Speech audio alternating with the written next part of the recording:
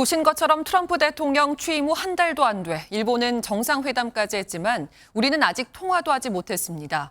리더십 부재로 인한 외교 리스크가 현실화하는 것 아닌지 우려가 커지고 있는데요. 주진희 기자와 관련한 이야기 더 나눠보겠습니다. 어서 오세요.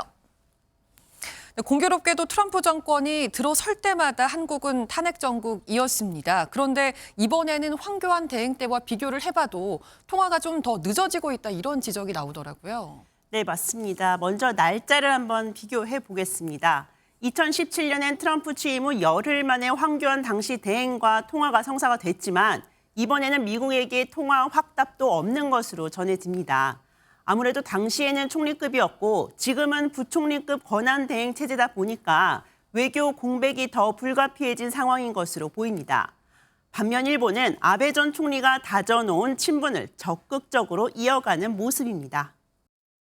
トランプ大統領が石破総理と撮影した写真を渡した際に、私が石破総理ほどハンサムならよかったがそうではないとジョークを交え 네, 분위기가 상당히 좋아 보입니다. 사실 이렇게 정상 간의 친분을 쌓으려는 이유가 이게 자국의 이익과 연결될 수 있는 문제이기 때문이잖아요. 그런 점에서 봤을 때 우리도 방위비 문제를 안고 있는 만큼 지금 이 상황이 길어지는 게 좀 부담스럽습니다. 어떻습니까?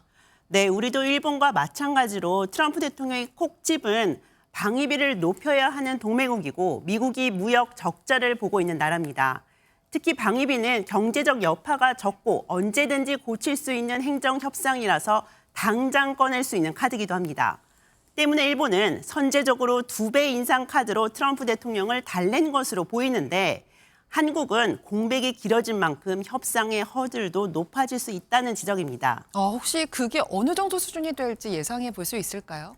사실 트럼프 대통령은 예전에 10배 인상 카드를 꺼낸 적은 있습니다만 사실상 10배 인상은 불가능하다는 말이 나오고 있습니다. 때문에 주한미군 철수라는 카드를 꺼내서 원하는 만큼 인상이 안 된다면 한미연합훈련을 축소하는 방향으로 비용을 절감할 수는 있을 것 같습니다. 네, 한미 관계에서 또 중요한 부분 북한 관련 문제입니다. 트럼프 대통령은 계속 김정은 위원장을 언급을 하고 있는데 이렇게 우리 외교 공백이 길어지면 한국 패싱 문제가 현실이 되는 거 아니냐 이런 우려도 적지 않더라고요.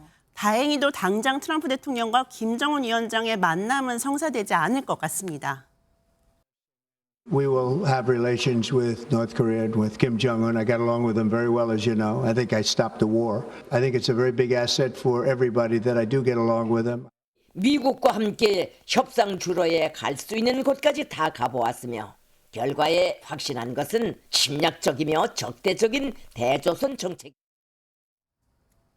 들으신 것처럼 북한은 하노이 회담의 실패 기억으로 당장은 움직이지 않겠다는 메시지가 분명합니다. 여기에 트럼프 대통령은 원칙적으로는 북한 비핵화를 지지한다고 했고 북한은 이제 우리 핵무기는 흥정물이 아니다라고 했으니 대화 테이블까지 갈 길은 좀 멀어 보입니다. 하지만 한국의 외교 공백이 길어지는 와중에 혹시라도 대화 분위기가 무르익게 되면 한국의 발언권은 적어질 수 있다는 우려가 나오고 있는 겁니다. 네, 오늘 말씀 여기까지 듣겠습니다. 고맙습니다.